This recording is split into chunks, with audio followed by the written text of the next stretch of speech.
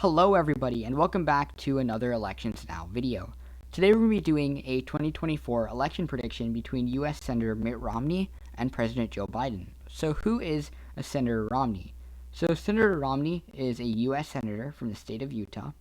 He served in politics for a fairly long time, where he served as governor for the state of Utah, and he was also the Republican Party's nominee in the 2012 presidential election, where he lost to former President Barack Obama.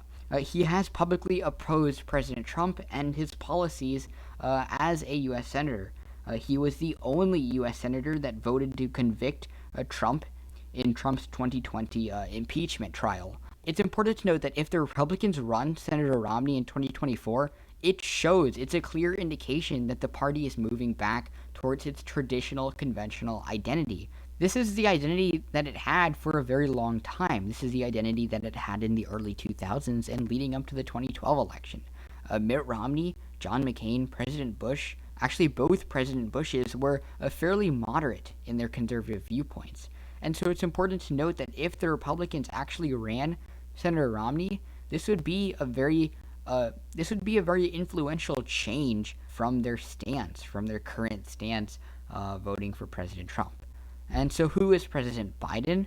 Well, President Biden is a very well-known figure, and he has actually a strong chance, regardless of his Republican opponent, on the current trajectory that he's on right now, especially in context of his first 100 days and his approval rating. Biden's got a plus 13% approval rating, which is fairly high for a president, and we can actually take a look at that a little bit later. But why are people talking about Senator Romney? Well, actually, many people aren't talking about Senator Romney, and he hasn't actually publicly came out with a 2024 election bid. He's actually conceded that Trump is very influential and a very powerful person within the Republican Party, and that he would likely win the Republican nomination. And so it actually isn't too likely that Romney runs in 2024, but it is still an important scenario to look at because Romney is a traditional Republican, and if the Republican Party decides to isolate the sort of extreme conservative viewpoints that are set in place by maybe Senator like Josh Hawley or even President Trump himself, it's important to note that Mitt Romney might be called upon. And so this might be a 2024 election scenario.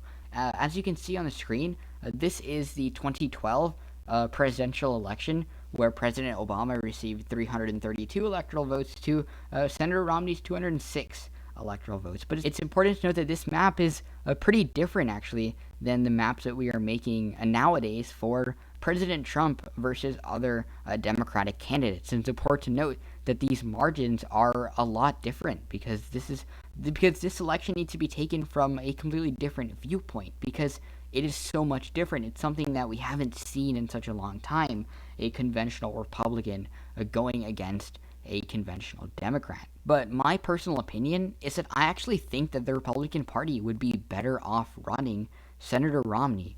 I mean, yes, did Mitt Romney lose his 2012 election to Joe Biden on the ticket? Yes, I mean, he did. And it's important to note that that election was actually could be considered a landslide by some people. 332 electoral votes is definitely not something to laugh at. So it's important to note that Mitt Romney is a losing candidate, especially considering that Joe Biden was on that same ticket where Mitt Romney lost. But let's get straight into this actual map. So I'm just going to highlight the safe states for either party, but this might look a little bit different but this is a different election with a different type of Republican candidate. And so the safe states might actually look a little bit different this time. So the safe states for the Democratic Party would be Washington, Oregon, California, Nevada. And then for the Republican Party, I'm actually going to characterize Arizona, Utah, Idaho, Montana, Wyoming, North Dakota, South Dakota, Nebraska. Take out the 2nd district. Whoops.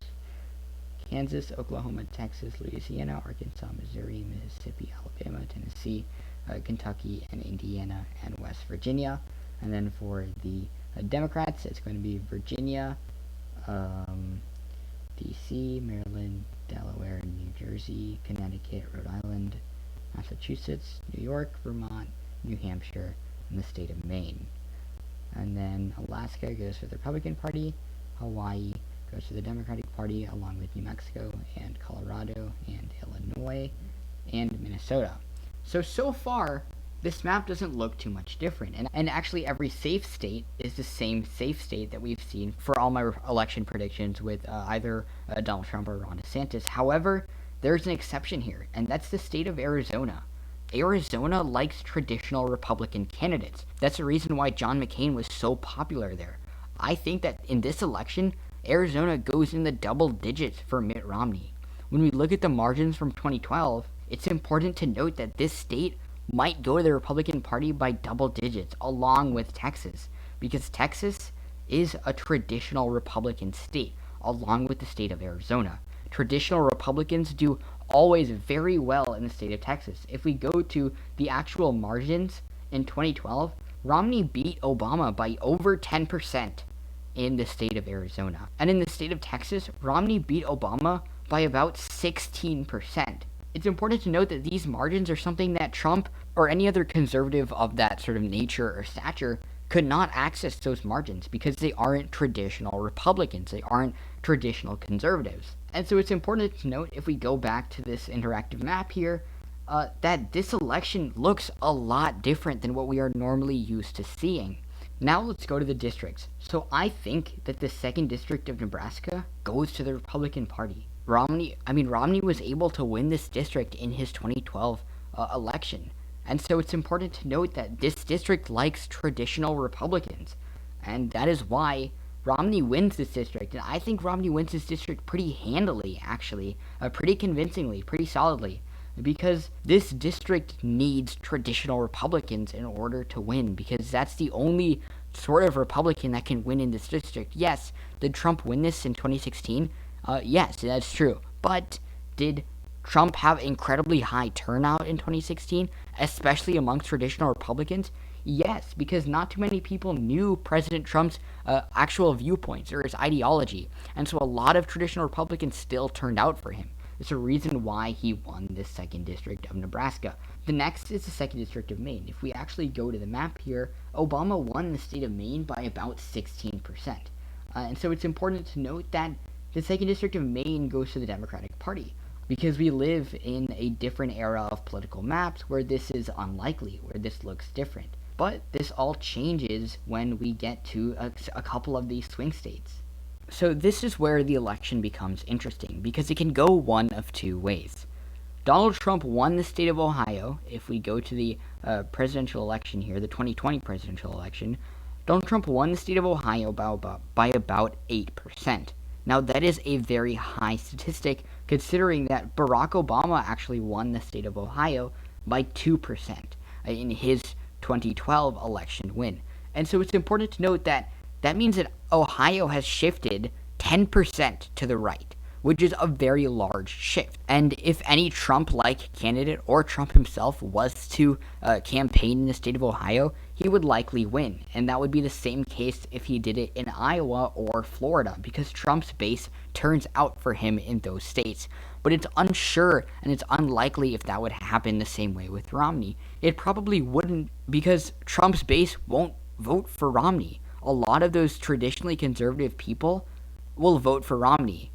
But Trump's base will not vote for Romney, and Trump's base is the reason why he wins these specific swing states with such high margins.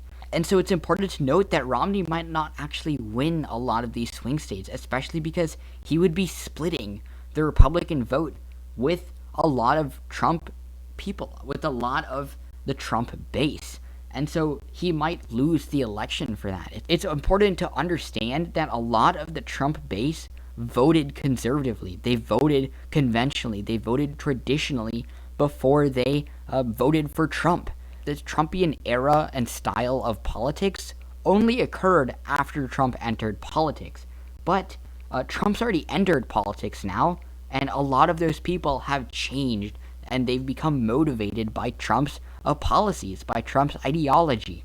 And so it's important to note that Trump's base wouldn't show up for Mitt Romney. And it's unlikely that that Trump base shifts to Romney, or shifts to a traditional standpoint, which is why I think that Romney probably loses a lot of these swing states. But I do think that 8%, even if the votes were a little bit split or a little bit off, I think that 8% in the state of Ohio is a lot for a Republican candidate. I think that Romney actually wins Ohio and Iowa, but by much less margins. I think that these states become incredibly close. I'm talking within 1% or within 2%. Because, frankly, Mitt Romney doesn't have the same pull that Trump has in these states. And so these states become incredibly competitive for Romney to win this election. Because Romney just can't win when he has to fight Joe Biden and the Trump base. But I do think that at the end of the day, I think that Romney still wins Ohio and Iowa because those states are traditionally still Republican.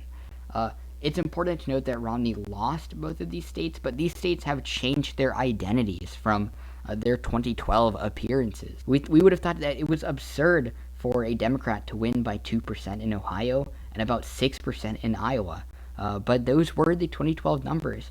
And I do see that the states of Georgia and North Carolina also retain those identities because Georgia is a traditionally Republican state.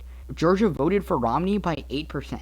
That's a number that even Trump wasn't able to reach in the state of Georgia because Georgia retains a traditional conservative ideology. Even though it actually went for the Democratic Party and voted for President Biden, it's important to note that Georgia still goes to the Republican Party because Mitt Romney is able to access that conservative base in the state. And it's also a reason why Mitt Romney wins the state of North Carolina. The next states that we're going to be taking a look at are the Rust Belt states. So those are the states of Wisconsin, Michigan, and Pennsylvania. If we go to Romney's 2012 margins, they were quite bad in the state. Romney lost the state of Wisconsin by 6%. Romney lost the state of Michigan by about 10%. And Romney lost the state of Pennsylvania by another 6%. Those are bad margins in today's numbers. Trump lost the state of Wisconsin by 0.7%. Romney lost it by 6%. Trump lost the state of Pennsylvania by 1.2%. Romney lost it by 6%. Trump lost the state of Michigan by 3%. Romney lost it by 10%. And so it's important to note that Trump does better in the Rust Belt than Mitt Romney. That Trump has historically done better in the Rust Belt than Mitt Romney. Yes, did Mitt Romney run at a time in which the demographics of that area looked a little bit different? Yes, that is true, but I don't think that that's enough to offset the actual amount of democratic values that are present within the Rust Belt states, which is why I think the Rust Belt stays with the Democratic Party. The last state is the state of Florida, and I think the state of Florida actually goes to Romney. Romney lost the state of Florida by 0.9% in his 2012 election loss to Barack Obama, but Trump won the state by about 3%. And a part of that is because of demographics changes and an influx of Republican voters in the state. Trump was able to motivate something within the Florida population that is something that Trump was able to motivate something within the Florida population that accounted to his 3% win in the state, which is something that's quite unprecedented in the state of Florida, which is why I think that if Romney were to run in 2024 and he was able to get a small percentage of and he was able to get a small percentage of Trump's win there, he only lost. It's important to remember he only lost by 0.9%.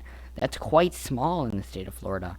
And so it's important to note that Romney actually has a good shot at winning the state of Florida. Losing it by only 0.9%, changing demographics and an influx of Republican voters, especially when the last Republican that ran in that state won it by 3%, it's important to note that that is actually a good shot for Mitt Romney. And also the fact that Barack Obama was a better performer in swing states than President Biden. And so I think that with all of that being said, Mitt Romney actually wins this election. 275 electoral votes for the Republican Party and 263 for the Democratic Party in this 2024 election. I hope you all enjoyed watching. I hope this video was informative. Thank you all for watching very much, and goodbye.